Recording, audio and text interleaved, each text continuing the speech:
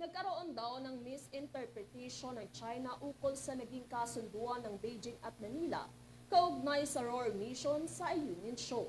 Para sa detalye ng balita, narito si Alvin Pelebelio. Dumipensa ang Department of Foreign Affairs sa naging pahayag ng Ministry of Foreign Affairs ng China kaugnay sa rotational resupply mission ng Pilipinas sa West Philippine Sea.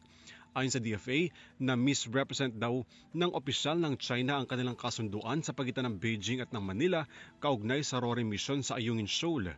Sa ngayon, wala pang inilalabas na opisyal na kopya ng Provisional Understanding sa South China Sea, partikular na sa litimong operasyon ng Pilipinas sa Ayungin Shoal. Nakipagpulong naman si Foreign Affairs Secretary Enrique Manalo kay Chinese Foreign Minister Wang Yi sa sidelines ng ministerial meeting sa Lao, kung saan parehong iginiit ng dalawang opisyal ang pagsunod sa nabuong kasunduan sa resupply mission.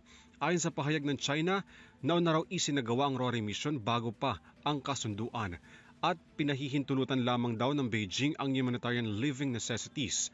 Pero git ng DFA, maayos raw na napagkasunduan ng dalawang bansa ang kasunduan na hindi makakaperwisyo sa posisyon ng Beijing at ng Manila. Kinumpirma naman ng National Task Force on the West Philippine Sea na namataan ng Philippine Coast Guard at ng Armed Forces of the Philippines sa kasagsagan ng RORE mission ang 4 na Chinese Coast Guard vessels, 3 People's Liberation Army Navy vessels at 2 Chinese Maritime Militia vessels.